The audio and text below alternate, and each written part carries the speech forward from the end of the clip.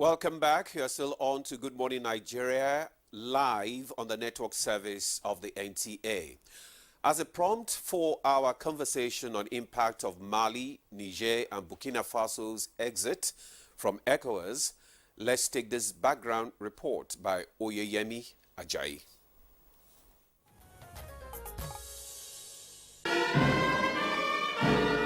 From the beginning, Niger, Burkina Faso and Mali were among the founding members of the regional bloc of the Economic Community of West African States, ECOWAS, which was established on 28th of May 1975 in Lagos, Nigeria. These three countries were suspended from the regional bloc as a result of military takeover of power through coup. The elected civilian president was forcefully removed from office in August 2020 in Mali, and in August 2022, military in Burkina Faso ousted the elected government. Niger had its share when President Mohamed Bazoum was deposed in July 2023, with the junta saying it would take 3 years to return to civilian rule. ECOWAS, not happy with the situation, imposed economic sanctions on the three countries and suspended them from the bloc. The leaders have decided to ensure that the transition stays on course in all three countries. There is no exception to the return to democracy as agreed in the transition time frame. The Parliament of Mali is a part of the government of Mali that is an aberration. They are not elected members of the parliament, and that is why ECOWAS parliament don't even accept them to meet in the ECOWAS parliament, because for you to be a member of the ECOWAS parliament, you must be elected by your people. In reaction to the sanctions, in December 2023, the three countries met and decided to withdraw from an international force known as the G5 that was set up to fight Islamists in the Sahel region, forming their own so-called alliance of the Sahel states. Following the feud negotiations over Niger and the ECOWAS, the three countries announced their withdrawal from the Economic Community of West African States, ECOWAS. Burkina Faso, de la République du Mali et de la République du Niger. After 49 years, the violent people of Burkina Faso, Mali and Niger observed that the ECOWAS has drifted from the ideals of its founding fathers and the spirit of Pan-Africanism. In response to this, ECOWAS said it's not aware of the development and it has not been informed officially. The bloc in a statement said that the three countries were important members of the community and the bloc remains committed to finding a negotiated solution to the political impasse.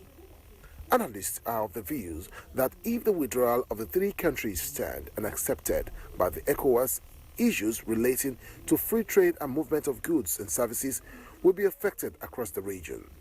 Now, what actually is meant to be the due process from exiting ECOWAS? What message does this send to other African countries? These are some questions begging for answers from guests already seated in the studio. Oyeyemi Ajayi, thank you. And indeed, the guests are already seated here in the studio. And I'll start my introductions with His Excellency Ambassador Bulus Lolo, his former Permanent Secretary, Ministry of Foreign Affairs. Excellency, thank you for joining us. Thank you and good morning. We also have another Excellency here, Ambassador Dauda Tanladi, another former Nigerian High Commissioner to Pakistan. Thank you very much, Excellency, for joining us. Thank you for having me. Also here is, Elder Kunle Fagbimi, political scientist and international affairs analyst. You're welcome, sir. Thank you very much for having me. Okay. And we also have in our studio Kopep Dabugat, analysts on African international affairs, especially on governance, democratization, peace and security issues, a pioneer network coordinator of the West African Democracy Solidarity Network, and also General Secretary of the West African Civil Society. You're welcome to Good Morning Nigeria. So let's kickstart our conversation this morning with Ambassador Bulus. Let us into your concerns concerning this development. Were you expecting this development to actually happen? Good morning again, and of course, to your question, did one see it coming? To be honest, I'll say yes. It is not an unexpected move, because the three countries have embarked on a mission that the entire continent has moved away from, and that is the issue of democratization. Military coup in any part of Africa today is an aberration. Both the African Union and ECOWAS have instruments that forbid unconstitutional changes of government. With their foray into politics, deposing, as it were, August of 2020 in Mali, August of 2022 in Burkina Faso, and only a month short of another August coup in Niger, the three are isolated. They are under sanctions, both imposed by ECOWAS and the African Union, and increasingly at the international level, they are not getting it easy. So isolating themselves, pulling out of ECOWAS is, in my view, a devious, smart political move that they are undertaking in order to buy for themselves time to consolidate their power. If in Niger last year they are saying they need 3 years, Mali has been 4, which is a year short of the constitutional tenure of an elected government, and still they've not unfolded any political plan. As a result, therefore, they are now having that leeway to consolidate their power and equally stay as long as they want before coming out to announce a transition program. So it's an intractable thing. All right, Ambassador Lolo, thank you. I'll now take the conversation again to Ambassador Danladi, and I'm just wondering if you share similar, the same view. But looking at, the announcement, do you think that these countries are they really serious? Because ECOWAS said it has not received formal notification. Do you think that these countries are serious, or it's just deployed to twist, the commission to review the sanctions? Well, I think it's both. Because if you look at the objectives of ECOWAS, over the years, I think ECOWAS has done well. The cardinal objectives is the promotion of trade and investment among member states. And I think over the years, ECOWAS has been able to raise the trading volume among member states to over $200 billion US. And I think that is a respectable figure. And looking at the reactions of these three countries, I think it has to do with the economic hardship that they are presently facing. The three countries are members of the ECOWAS Monetary Union. 8 countries, Francophone countries. That's UEMU or something. Yes, something. Yes, that have pegged their CFA to the euro, and this sanction has excluded them from the regional financial market. It has also excluded them from the regional financial banking system. And there are implications. These are landlocked countries. And going forward, the economic hardship that has been experienced in this country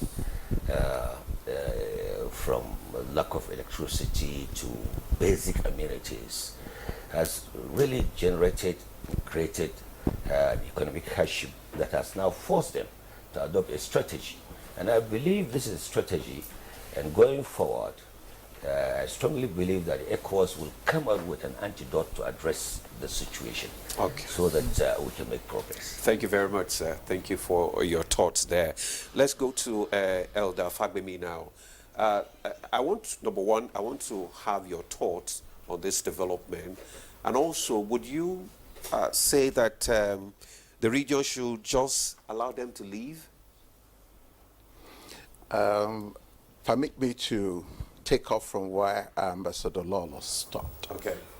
There is a need for us to understand the countries called Burkina Faso, Mali, and Niger within the ambits of their history, geographic orientation, and background, and the historicity.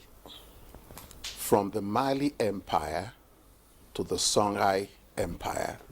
If that is clear and on the table, we will be in a position to appreciate why the raison d'etre of their seeming union and the rationale for the alliance that they are projecting thus far.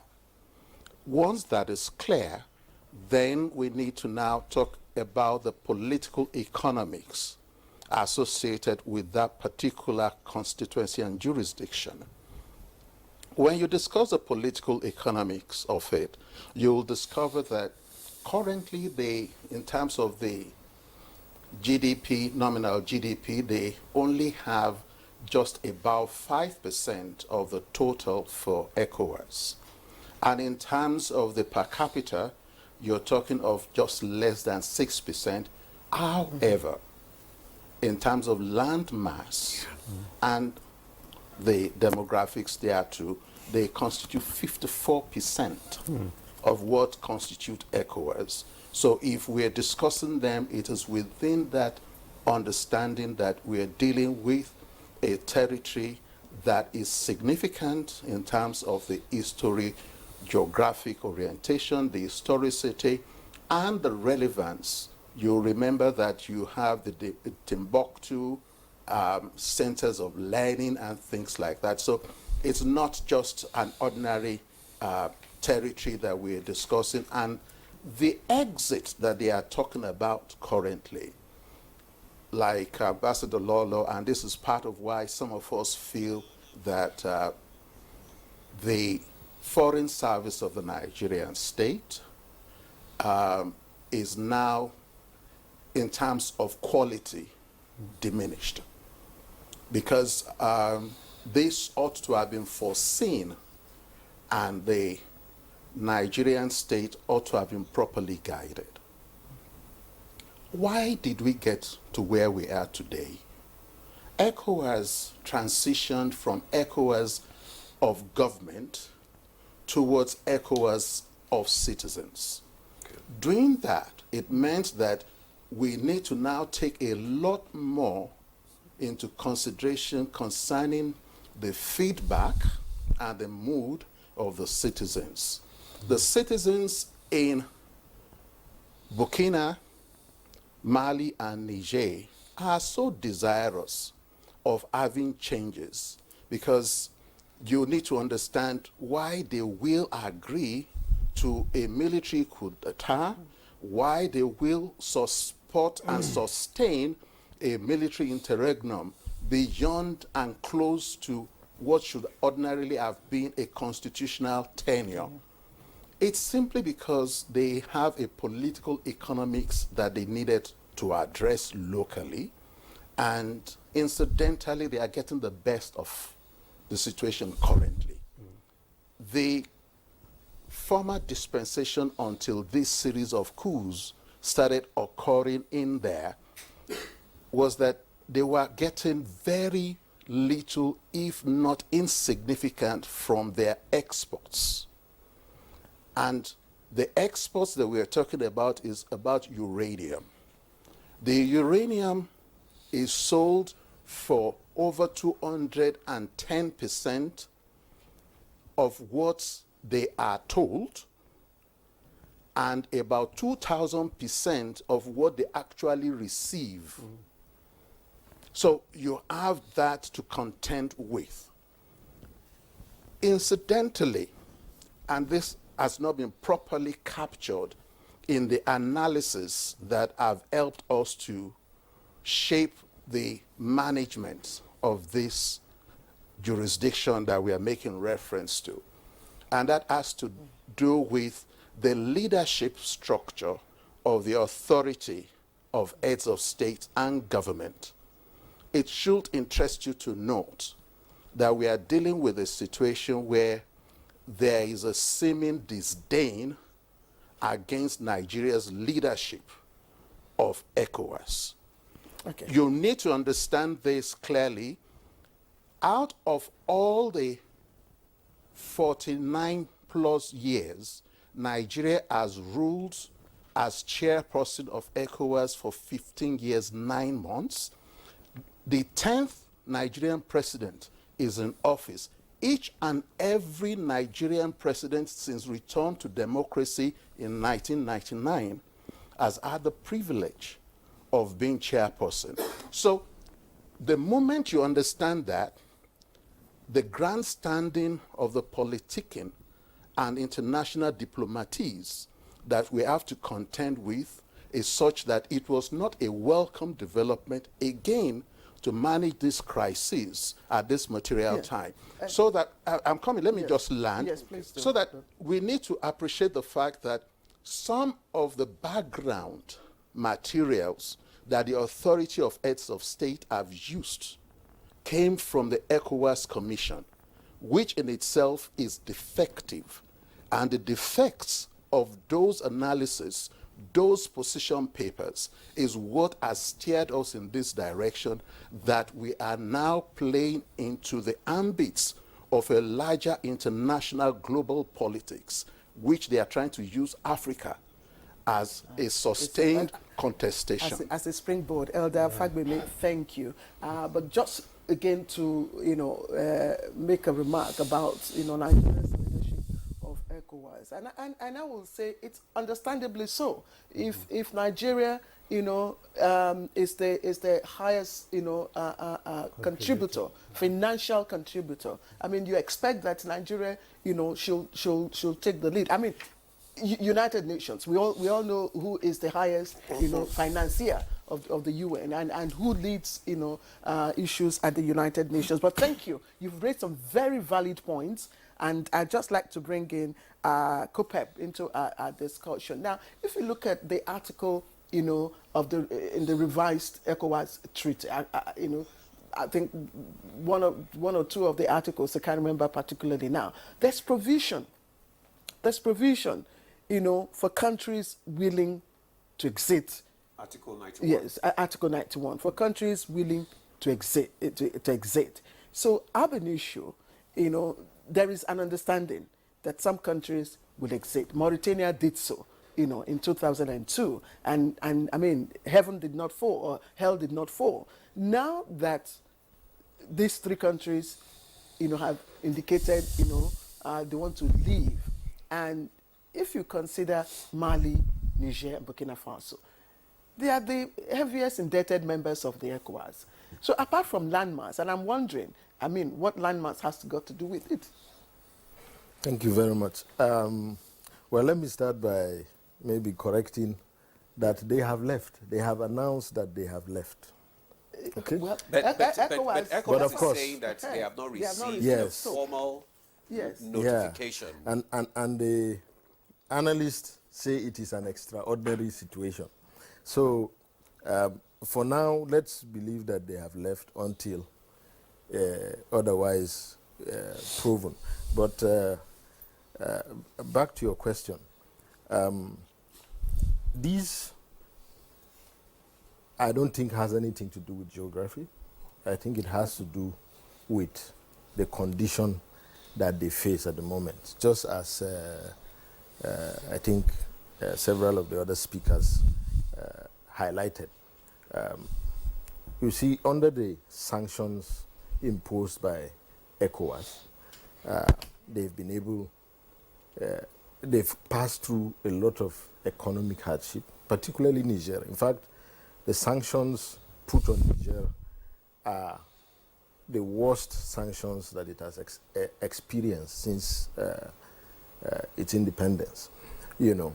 So that has led to downward economic woes for the people. It has led to, you know, increased poverty, increased want within the countries. And I think similarly for Burkina Faso and Mali. So, as echoed earlier, this announcement of the withdrawal is to buy time so that they can negotiate, so that they can understand how, or rather, so that they can obtain an increased, you know, attention from ECOWAS. As if you read their communique, it mentions that they have not received any form of support from ECOWAS. While I think that may not be true, I think also it is a grandstanding move to ensure that ECOWAS feels it and takes it very seriously. That said, Article 91 of the ECOWAS Treaty specifically highlights that they have to give a 1-year notice during which, you know, practical moves will be made for the withdrawal. I mean, take the picture in whole. Even within the ECOWAS Commission, there are a lot of Nigerians, Burkina-based, Malians working there. So will they just up and leave immediately because these countries have announced their withdrawal from ECOWAS with immediate effect? Of course, that 1 year is supposed to allow, you know, efforts within ECOWAS, you know, and with them also to negotiate, to re-examine the issue, to offer concessions, to see if, you know, their condition can be better. But even... Sorry, you know, I'm just wondering why there's, I mean, the concerns since this news broke and the experts, you know, caution is such that their exit will have severe or dire implications, you know, for the region. And I'm wondering, Mauritania left and nothing happened. So why will 3 countries who are heavily indebted to, you know, the Commission, why will their exit, you know, have such presumed impact? Well, I think there are several levels to it. In fact, the impact goes beyond just these countries, West Africa or Africa. It's a global impact, you know. First of all, let me start from the countries. And here I would try to bring in the considerations of geopolitics.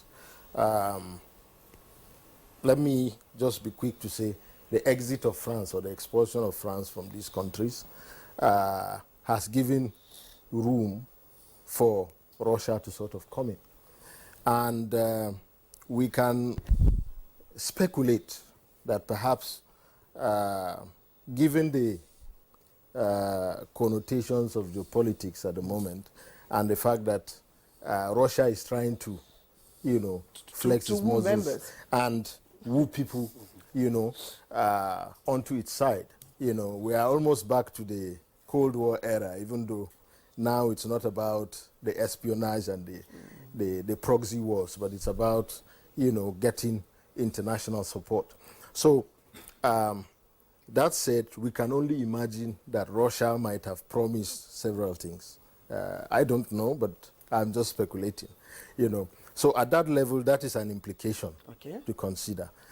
We've also seen that these countries are now getting more from their God-given mineral resources.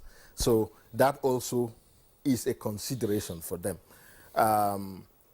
Coming to the ECOWAS level, you know, the motion that was set up for regional integration from the 1981, is it Lagos Plan of Action, you know, that has continued thus far, has really integrated these regions. And in fact, these countries have people residing across, you know, the region. They have trade lanes across the region. You know, their trade is actually oriented, you know, to be embedded within the ECOWAS region, you know. And looking from that angle, but also examining the domestic condition of these governments, these three governments in these countries, shows that, you know, you cannot place it. Because in Niger, you have the economic downturn, and their economy is not really linked with North Africa to say they want to connect there. You come to Burkina Faso, fundamentally, domestically, the government is actually facing a lot of opposition. You've known how many coups were foiled within the past 2 years. You go to Mali, we are beginning to see restiveness from the Tuaregs, because just on the eve of the announcement, they canceled a peace deal that was signed in 2015. And they are having this this exchange with Algeria. They are having this opposition to the Algerian role within the domestic. Let me just finish. Okay. Coming to the African level, you know, it demystifies that regional integration plan of Africa. And now, you know, a lot of countries can wake up and suddenly say, we're leaving the African Union, for example. You know, what happens when we begin to see a lot of that? Okay. You know, so this is a huge implication. And going to the global level, I talked about the geopolitical considerations. Britain left, we know Brexit. Yes. Ambassador, yes, Ambassador Lolo. There is something that we need to address. Reading the statement carefully, you will appreciate that it was a formal declaration that a dispute does exist. And so it is wrong of those of us who are analysts, whether in government or in public domain, to take it as if they have withdrawn. Now, if we appreciate that what they have said is a declaration that disputes does exist, then we will no longer stay on Article 91. And this is where Ambassador Lolo and a few others have a lot more to do. You may have to go back, giving your time to train those who are still on the inside. Then we will have to go back to Article 76, which deals with disputes, settlement of disputes. If you'll permit me, I will want to read. It says, any dispute regarding the interpretation or the application of the provisions of this treaty shall be amicably settled through direct agreement without prejudice to the provisions of this treaty and relevant protocols.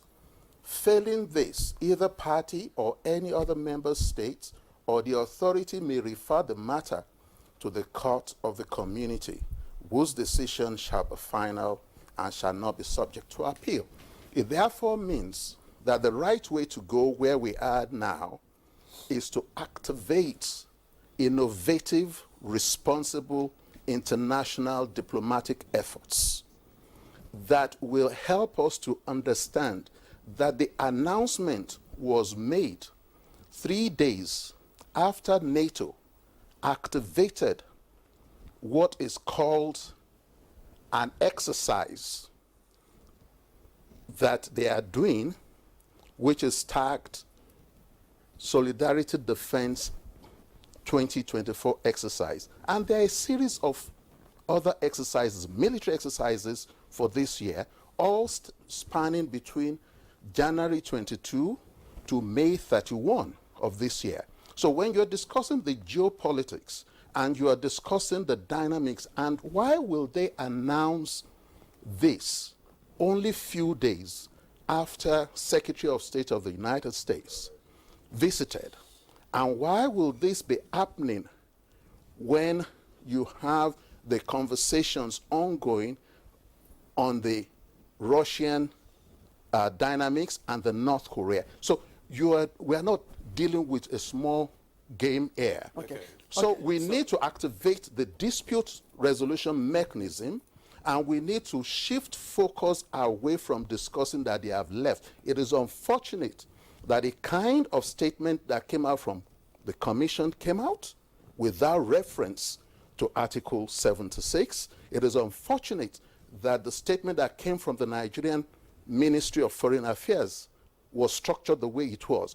We are interested in the way forward. So we will need an urgent approach to the Court of Justice, ECOWAS Court of Justice, for a very quick determination of the interpretations of what we're dealing with. Okay, sir. Thank you very much. Sorry, Demola. The letter from the ministry indicates that it has not received a formal, notification of withdrawal. And I think that based on Article 91, which is defective. Claire. Yes. See, what we are dealing with, and Ambassador Lolo will bear me out. Yes. Okay, sir. Yes. I want to ask, from what he has said, and some people have also suggested that there should be a review of the treaty, so to correct some of these anomalies that are being detected in the system. Well, a lot has been said, and every member of the panel, of course, has made very, very important contributions, drawing our minds to specific issues, starting with Elder Fagbemi, who I would say has presented a thesis on the issue. But Ambassador Danladi too talked about the economic angle. Yeah. And my brother here has wrapped both the thesis and the other issues together.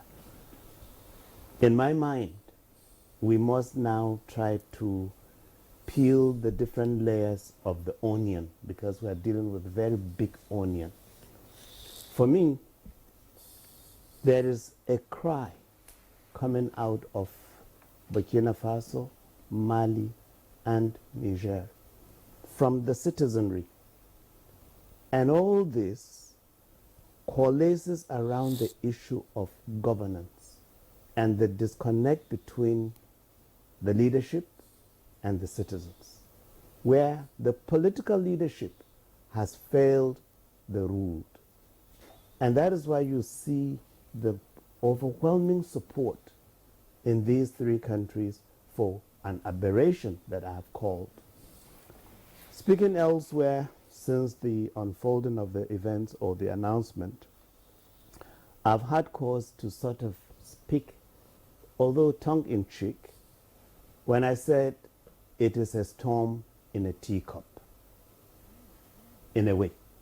The reason being, if the three are heavily indebted to ECOWAS, Mali, since 2020, has not effectively been participating and therefore not fulfilling its obligations, followed also by Burkina Faso and now Niger.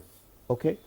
I like what he talked about, making sure that we sharpen our diplomatic tools so as to engage, even if we do so through the back door.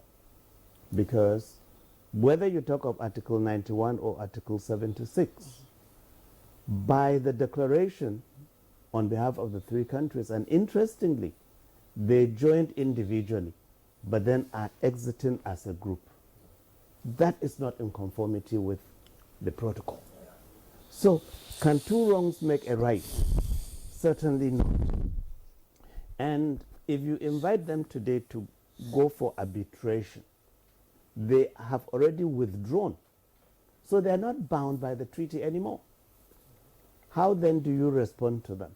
The only way to respond to them is, okay, I believe when they stepped out with their declaration, I said in my earlier intervention that it was to buy time. I take it too as a publicity stunt that has given them the coverage at home and abroad. If networks in Nigeria are competing against each other to bring analysts in order to address the same issue, what is the real impact? The impact is felt at the grassroots level.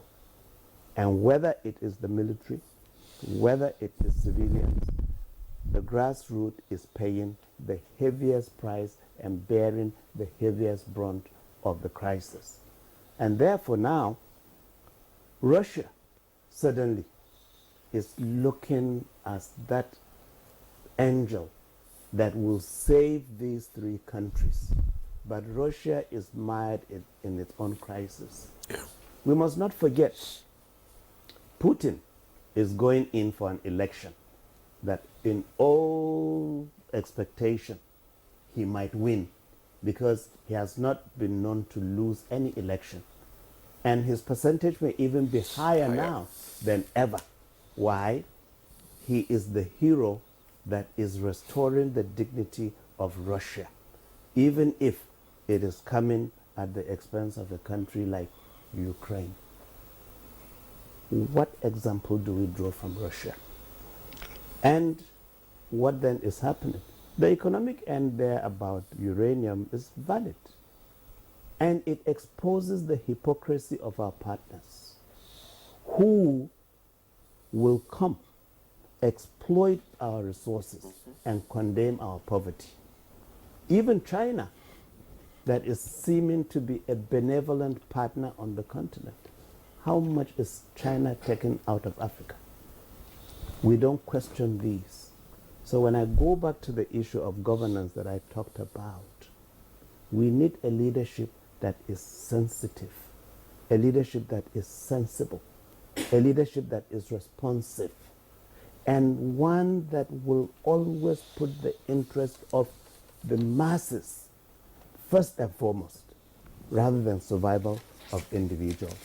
And so, if now ECOWAS wants to find a solution to the exit of Niger, Mali, and Burkina Faso, I've had cause to say it is a matter of time that these three countries will come knocking again that they want to rejoin, because they have more to gain than to lose.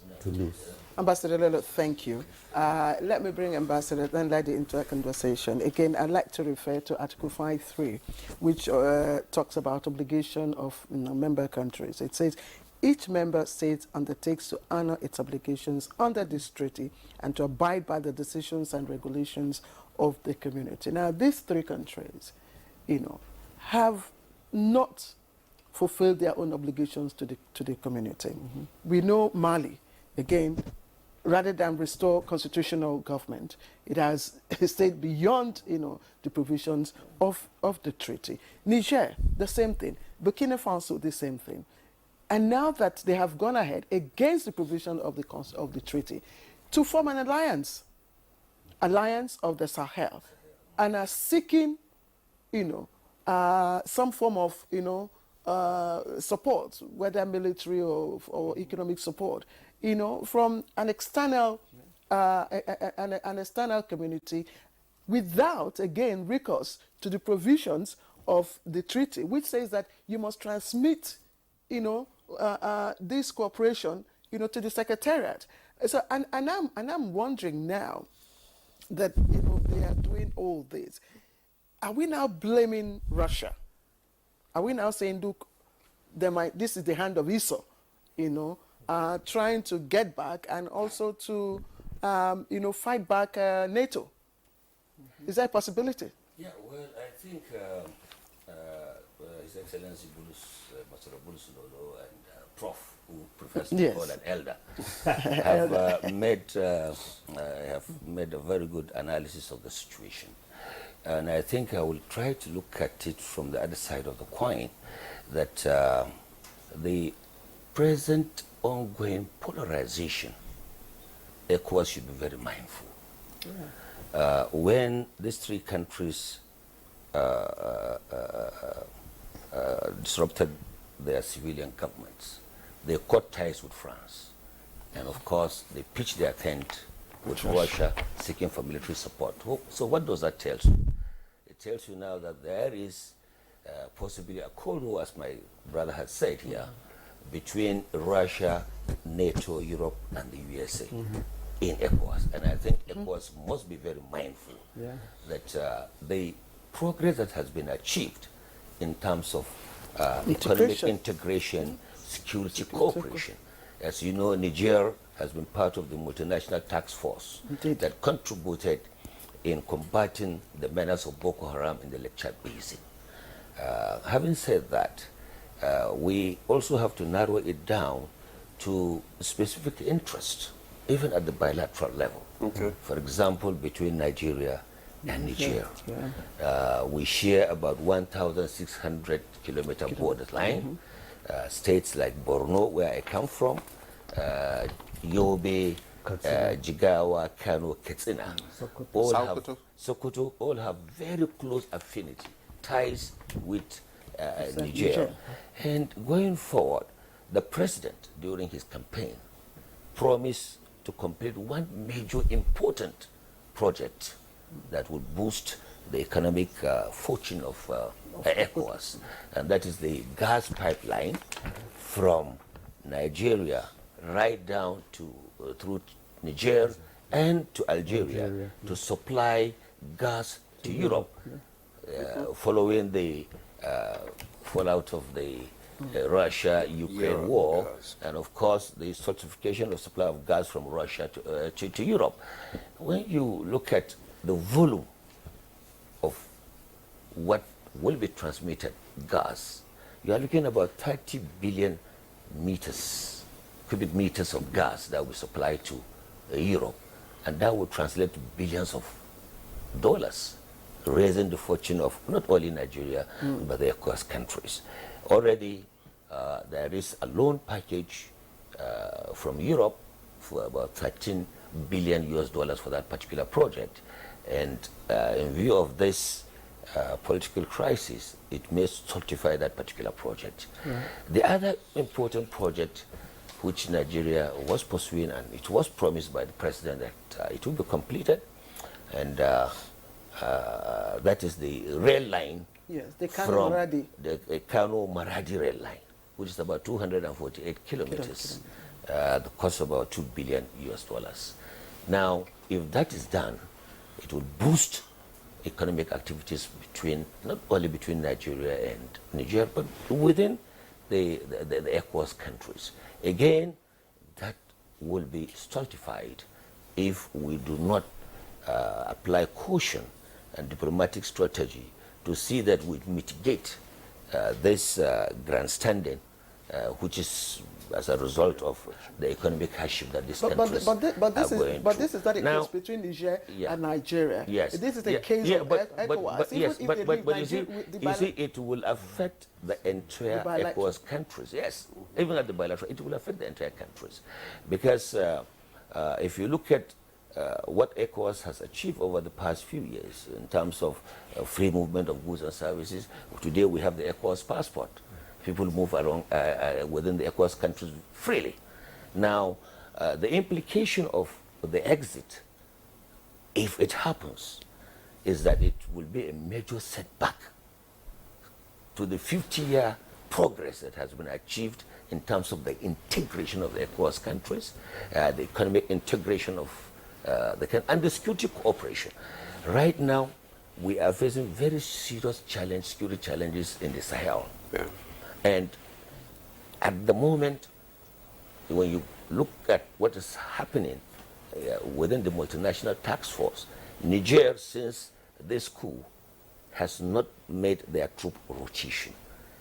They have withdrawn their assets in preparation in case they are invaded. What happens is that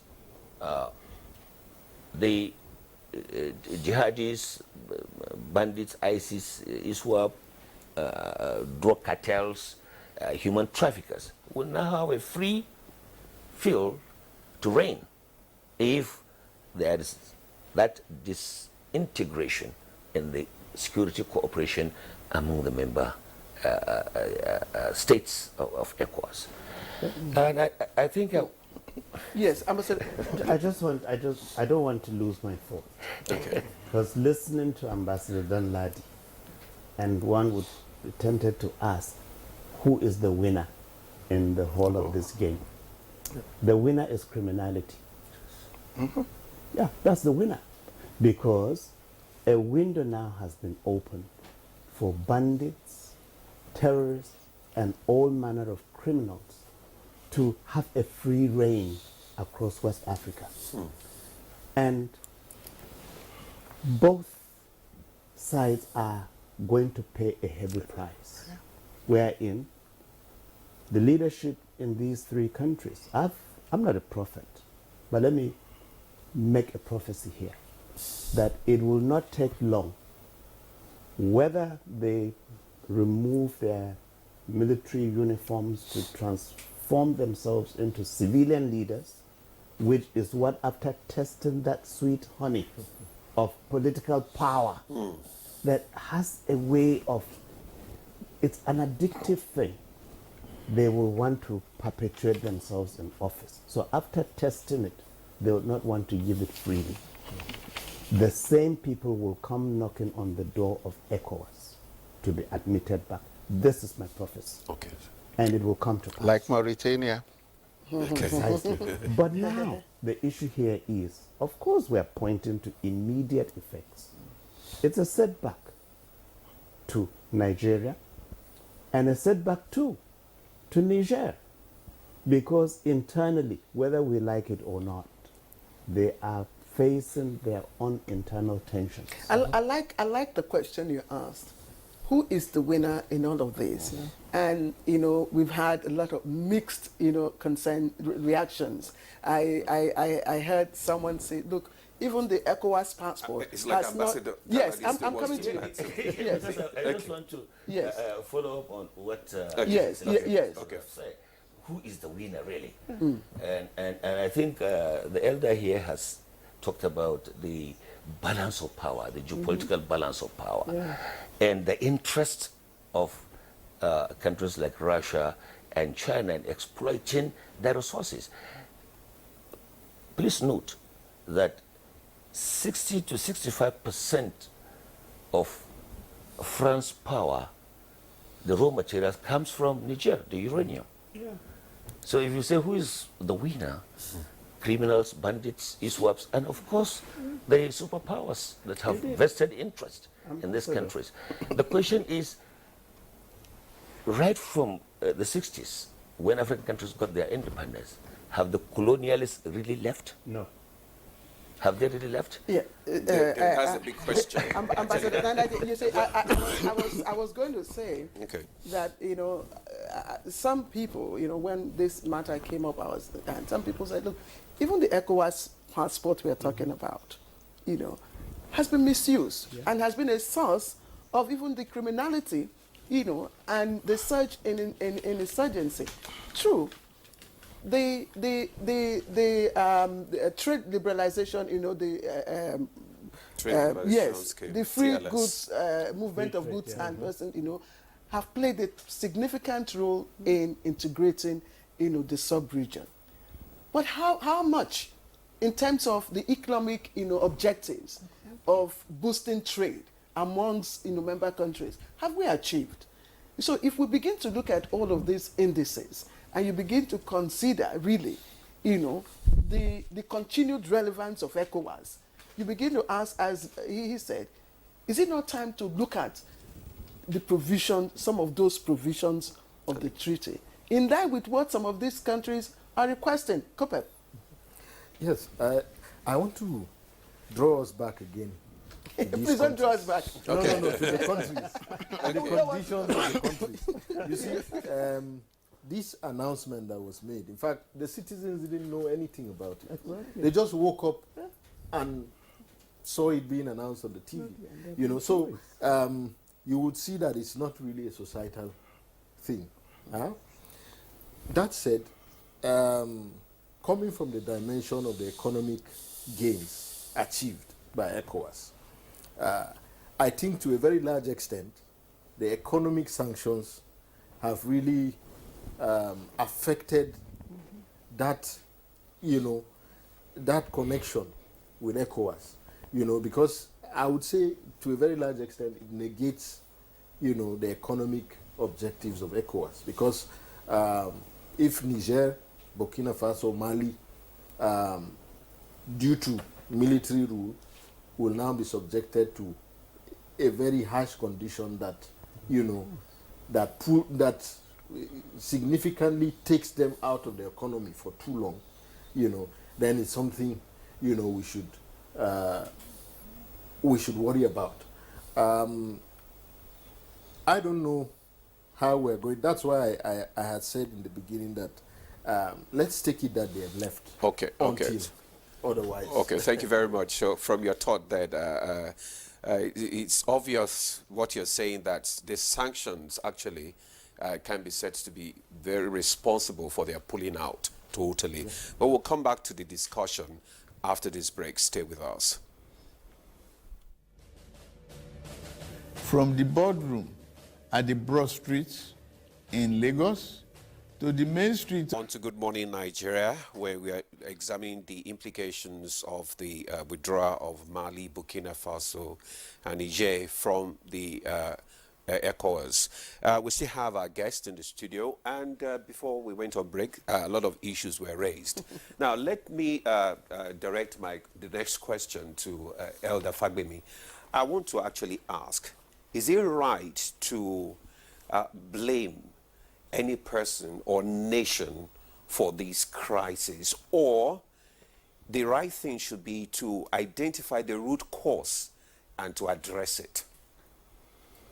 Thank you very much. The right thing is for us to appreciate that in international relations, diplomatic practice, we do not blame individuals. It's a multi-track diplomacy that we are operating, and it is usually multi-dimensional, multidisciplinary, and involving multiple stakeholders. Our interest is not to blame anybody. It is just for us to appreciate that there is a gap here, there is a weak link on this side. And what we've tried to discuss as we had engaged on this conversation is to bring to the fore the fact that we were weak in the analysis that we've done.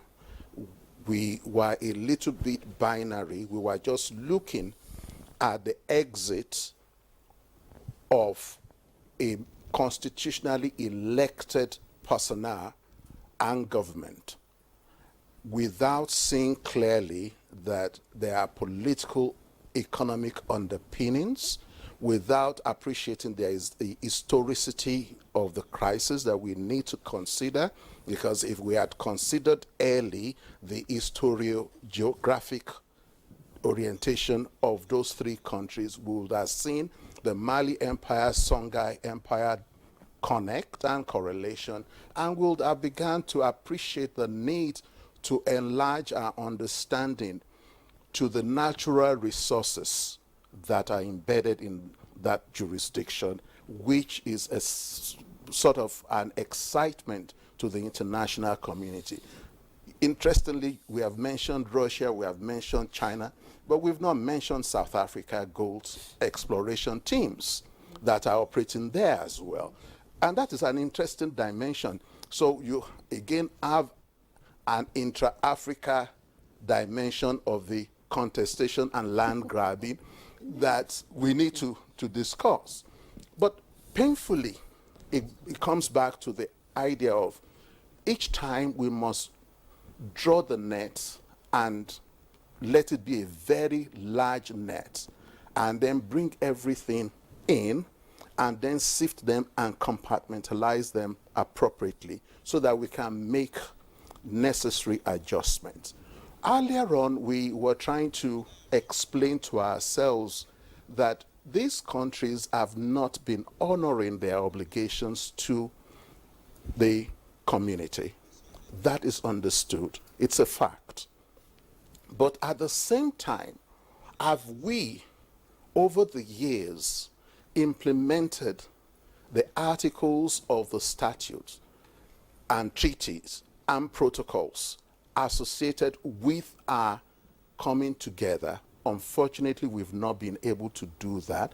Interestingly, the way and manner that these countries have not been contributing, when you look at the flip side, when they are doing recruitment for ECOWAS Commission, they get a sizable chunk of personnel coming in.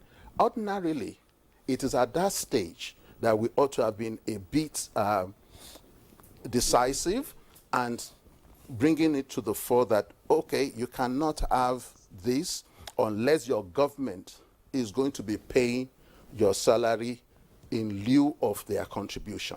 Probably what you're asking us to start discussing is simply the way forward. Exactly, and that's where I want us to, sorry, that's where I want us to begin to address now as we wind down this program, because before you know it's almost 9 o'clock.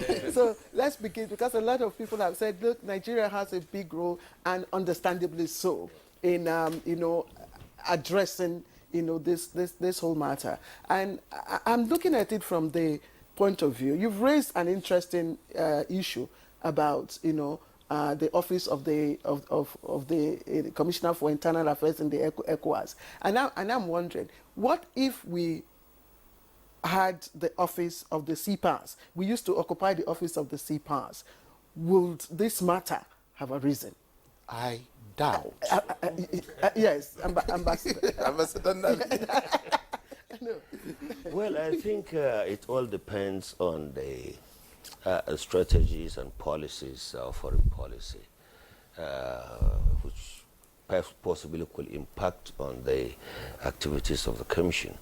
But I am aware, I think in the recent past, that it was agreed that each member country should pay their commissioners,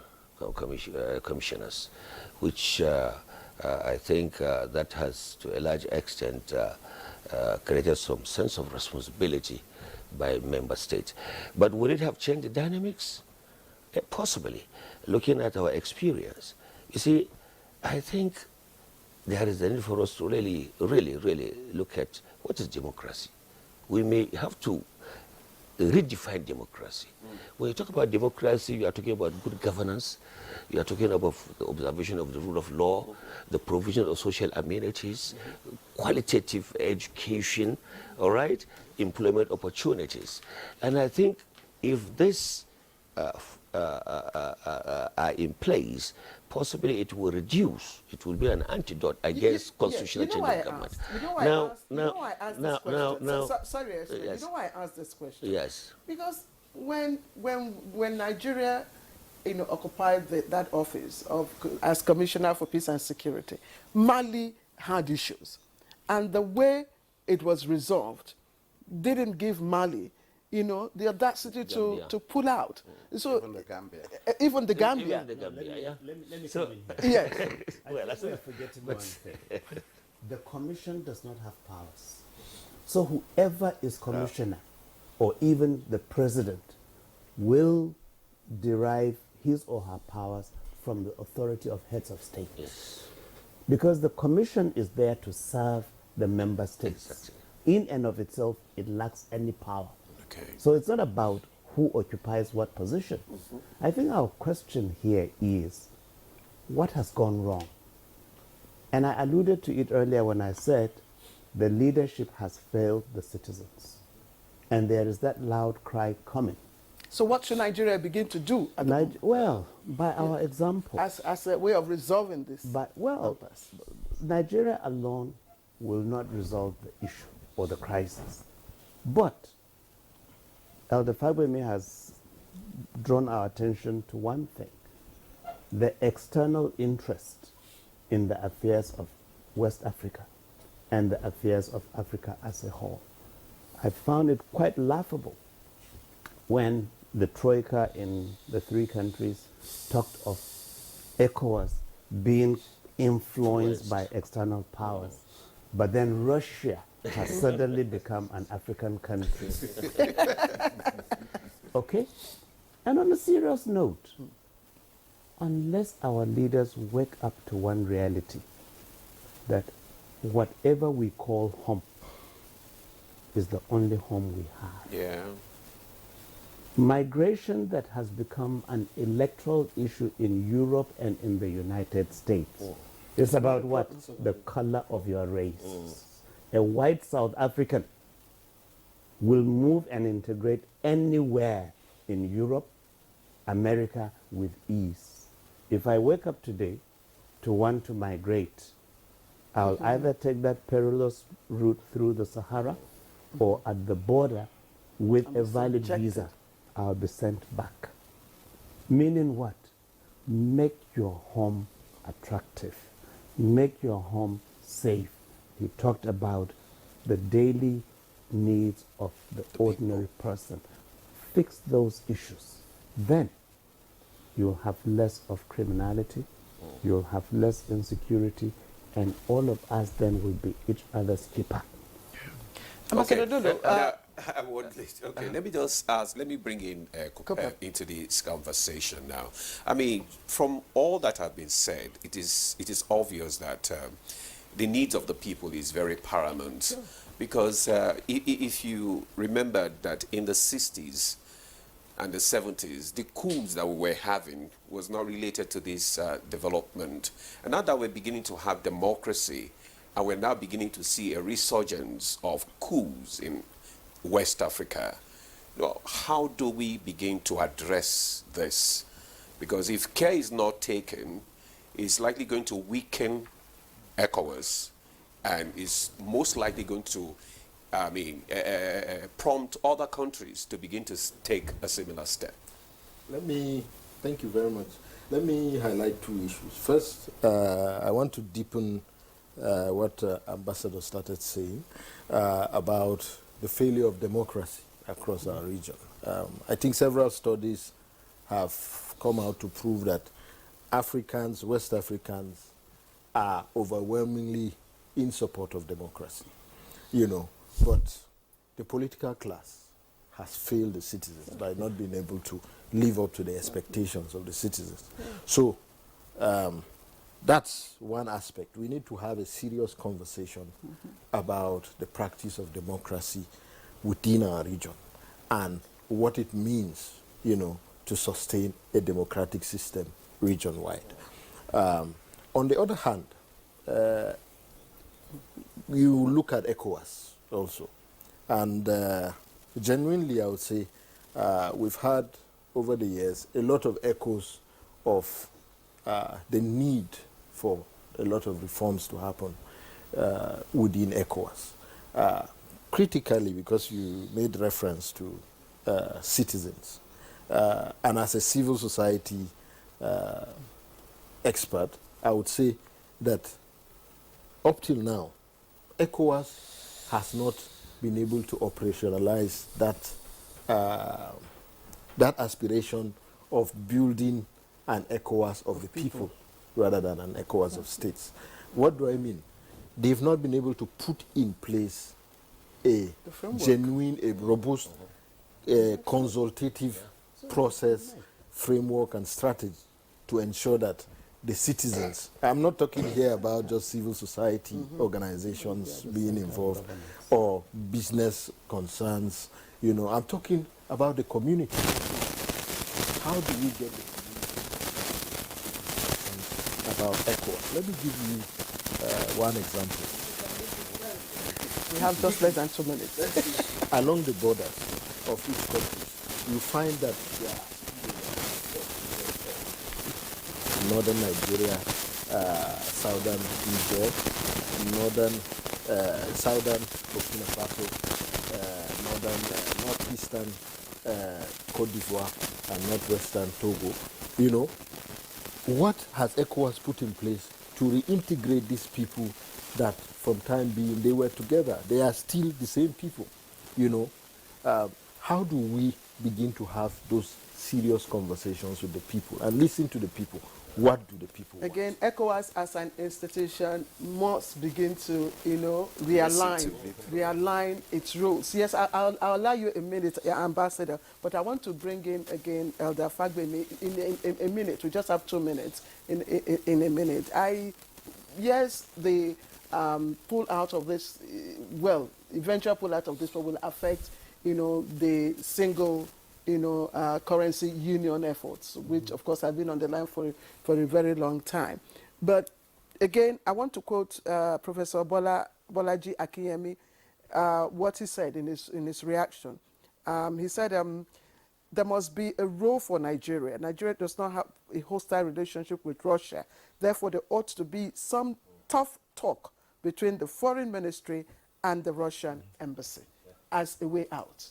You recall that at the beginning I stated that there's going to be a need for innovative multidimensional diplomacy, which will have to involve interlocutory engagement of diplomatic missions that are in our country, particularly the ambassador of Russia must be engaged properly, the Chinese ambassador must be engaged, the South African ambassador to Nigeria must be engaged so that we can begin to unpack and unbundle this. The next thing, yes, please, if you will allow me to conclude the talk. Yes, just in 30 seconds, please. There are the administrative issues, and we need to activate the ECOWAS Parliament. And above all, may I kindly invite the National Security Advisor of the Nigerian state to convene a meeting that will brainstorm on the implications of Steadfast Defender Exercise 2024 concerning the subject matter. And I want to throw to the General Secretary of WACSOF on the need for you to kindly take advantage of your good office to see if we can seek the ECOWAS Court's interpretation of Article 76 in conjunction with 91 on this subject matter. Peradventure, the member states are not excited about doing that. We can do that from the civil society angle. Thank you. Okay, the parting shot, sir. Yeah, I think what I would just like to say briefly is that I think ECOWAS, because it is mind-boggling that despite the fact that these countries were suspended, last year they were at the United Nations and they addressed the United Nations. Now, what I would just like to say quickly is that ECOWAS must come out with a strategy to recalibrate the sanctions that have been imposed to support civil society organizations in this country so that they can fight for democracy. In Nigeria, it was Nigerians that fought for democracy. There was no external intervention. Our president was at the forefront in fighting for democracy. Ambassador Dauda Danladi, former Nigerian High Commissioner to Pakistan, thank you. I feel your passion. I feel your energy. Of course, Elder Kunle Fagbemi, political scientist, international affairs analyst, thank you. Thank you for the very insightful contribution you've made for us today. Ambassador Bulus Lolo, former permanent secretary, Ministry of Foreign Affairs, we're proud of you. Thank you very much. And of course, Kupeb Dabugat, who's an analyst on African international affairs. Many thanks to you for sharing your perspectives on the program. All right, let's turn to our foreign desk to see what's happening on the foreign scene.